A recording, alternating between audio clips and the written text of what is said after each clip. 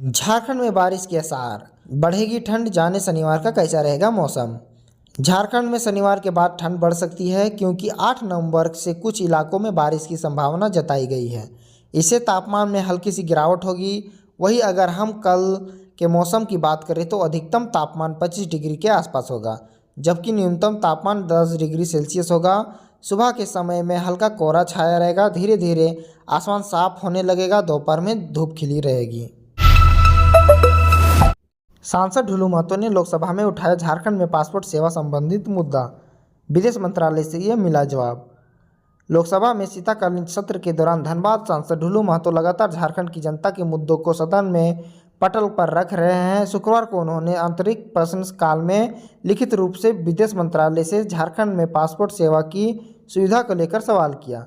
सांसद ढुलू महतो ने पासपोर्ट जारी करने में तेजी लाने और सामयिक मांग को पूरा करने के लिए झारखंड में पासपोर्ट मेला और पासपोर्ट सेवा शिविर आयोजित करने की योजना पर प्रश्न किया। साथ ही जिला का वार योजना और कार्यक्रम सहित ब्यौरा भी बताने को कहा। साथ ही उन्होंने प्रश्न पूछा है कि पिछले 3 वर्षों के दौरान झारखंड राज्य में पासपोर्ट मेला और पासपोर्ट सेवा शिविरों के लिए आवंटित धनराशि का जिलावार और वर्षवार ब्यौरा क्या है।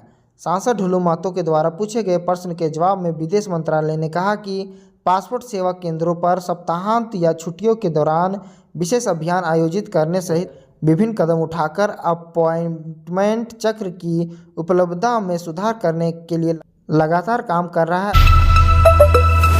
लातेहार में कोयला व्यवसायी के घर फायरिंग, अपराधियों ने अंधाधुंध बरसाई गोलियां। लातेहार में फायरिंग हुई है। इस बार कोयला कारोबारियों को निशाना बनाते हुए उनके घर पर गोलीबारी की गई।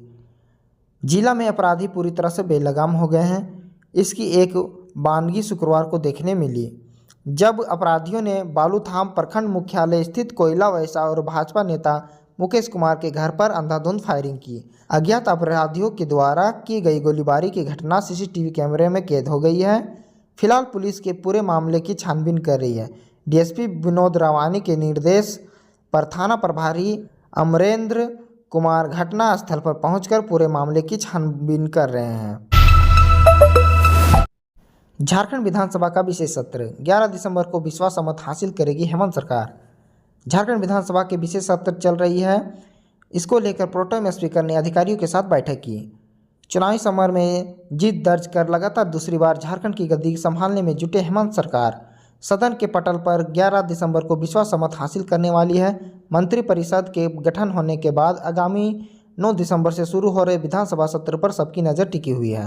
12 दिसंबर तक चलने वाले इस सत्र को शांतिपूर्वक संचालित कराने को लेकर शुक्रवार 6 दिसंबर को विधानसभा में pro tem speaker pro Stephen Marandi ने राज्य के आला अधिकारियों के साथ बैठक की, जिसमें अधिकारियों को निर्देशित करते हुए प्रोटेम स्पीकर ने सत्र के दौरान विभागीय अधिकारियों की उपस्थिति सुनिश्चित होने के अलावे परिसर में आने वाले आगंतुकों में प्रवेश पर नज़र रखने का निर्देशित किया। इस बैठक के बाद मीडिया कर्मियों को संबोधित करते हुए pro tem speaker pro Stephen Marandi ने कहा कि इस बार सदन की कार्यवाही के दौरान आगंतुकों के प्रवेश पर रोक लगा दी गई है। इस सत्र के दौरान विधानसभा के कर्मी पास लेकर रहेंगे। राज्य सरकार का स्टूडेंट्स के लिए तोहफा, 4 लाख तक लोन लेने पर नहीं देना होगा कोई ब्याज, ये है स्कीम। हेमंत सोरेन सरकार की गुरुजी क्रेडिट कार्ड योजना में स्टूडेंट को 4 लाख तक लोन देने पर कोई ब्याज नहीं देना होगा। बता दें कि गुरुजी क्रेडिट कार्ड योजना शुरू करने का कारण है कि पैसों का अभाव किसी भी उच्च शिक्षा में बाधक ना बने। इसके लिए सरकार छात्रों को 15 लाख रुपए तक लोन देगी। इसमें से 4 लाख रुपए तक के लोन पर छात्रों को कोई ब्याज भी नहीं देना होगा। हालांकि इस योजना का लाभ पाने के लिए स्टूडेंट्स को राज्य का स्थानीय निवासी होना आवश्यक है। आदिवासी युवा महोत्सव की ब्रांड एम्बेसडर होगी शिल्पी नेहा तिर्की। 33 आदिवासी समुदाय लेंगे भाग, इस दिन होगा आयोजन। झारखंड की राजधानी रांची में आदिवासी युवा महोत्सव 2024 का आयोजन किया जा रहा है। इस महोत्सव की ब्रांड एम्बेसडर मंत्री शिल्पी नेहा तिर्की होंगी। इसके साथ ही आयोजन समिति ने मुख्यमंत्री हेमंत सोरेन और विधायक कल्पना मुर्मू सोरेन को मुख्य अतिथि के रूप में आमंत्रित करने का निर्णय लिया है। इसका आयोजन रांची विश्वविद्यालय के दीक्षांत मंडप में 14 और 15 दिसंबर को होगा। इस महोत्सव का उद्देश्य आदिवासी युवाओं को अपनी भाषा, संस्कृति, जीवन शैली और प्राकृतिक प्रेम के प्रति जागरूकता बढ़ाना है। इसके साथ ही मंच पर आदिवासी और आधुनिक कलाओं और कलाकारों को एक साथ प्रदर्शित करने का अवसर मिलेगा। बता दें कि युवा महोत्सव में 33 आदिवासी समुदाय भाग लेंगे और वही महोत्सव में कई प्रसिद्ध कलाकार जैसे नितेश कश्यप, एल्विन रोजरियो, दीपक तिर्की, अमन कश्यप, दीपक लोहार, साउंड ऑफ झारखंड बैंड और राजू मुर्मू भी अपनी प्रस्तुतियां पेश करेंगे। इस साल महोत्सव में 2 फैशन शो भी आयोजित किए जाएंगे। इसमें से एक फैशन शो युवा मॉडल्स और दूसरा 10 साल के कम आयु के बच्चों के लिए किया जाएगा। इस दौरान रांची के अलग अलग कॉलेजों की युवा टीम भी अपने सांस्कृतिक नृत्य और गायन का प्रदर्शन करेगी। इसके लिए उन्हें आमंत्रित किया गया है। कैबिनेट बैठक के बाद बोले सीएम हेमंत सोरेन, एक नई ऊर्जा के साथ काम करेंगे सभी विभाग। मंत्रिमंडल विस्तार के बाद आयोजित कैबिनेट की बैठक खत्म होने पर मुख्यमंत्री ने प्रेस ब्रीफिंग की। इस दौरान सीएम ने कहा कि आज हमने मंत्रिमंडल और पदाधिकारियों के साथ प्रोजेक्ट भवन में बैठक की। इस दौरान हमने तय किया कि राज्य को एक बेहतर दिशा कैसे दी जा सकती है। इसमें हमने कुछ 15-16 बिंदु बनाए हैं जिसके अनुरूप हम राज्य को दिशा देने के लिए एक रूपरेखा तैयार करेंगे। सभी मंत्रीगण अपने अपने विभागों की समीक्षा करना शुरू करेंगे। विभागीय जिला कार्यालय तक ये समीक्षाएं चलेंगी। सभी जिलों में बैठक होंगी और सभी विभागों के सभी मंत्री उसकी समीक्षा करेंगे। जिला में क्या दोष गुण और सही गलत चल रहा है, सभी की समीक्षा होगी। किस चीज़ की आवश्यकता है, किस चीज़ की नहीं, इसकी जानकारी ली जाएगी। दुमका में प्राइवेट स्कूल के मालिक ने छात्रा के साथ किया 7 महीने तक दुष्कर्म। दुमका में एक प्राइवेट स्कूल के मालिक पर अपनी ही स्कूल में पढ़ने वाली 13 वर्षीय छात्रा के साथ दुष्कर्म करने का आरोप लगा है। छात्रा ने अपनी मां को यह बात बताई, जिसने तुरंत थाने में जाकर मामला दर्ज कराया। आरोपी छात्रा के साथ करीब 7 महीने तक दुष्कर्म करता रहा, साथ ही उसे विरोध करने पर जान से मारने की धमकी भी देता था। पुलिस के अनुसार छात्रा की मां ने पिछले साल अपनी बेटी का नाम काठीकुंड के स्कूल में लिखवाया था। मई 2024 में स्कूल बंद हो गया तो संचालक ने छात्रा का नाम किसी दूसरे स्कूल में लिखवा दिया। इसके बाद संचालक ने छात्रा के लिए कमरे का इंतजाम कर दिया। संचालक ने छात्रा के साथ करीब 7 महीने तक दुष्कर्म किया। जब भी छात्रा इसका विरोध करती तो संचालक छात्रा से अंजाम भुगतने के लिए तैयार रहने को कहता।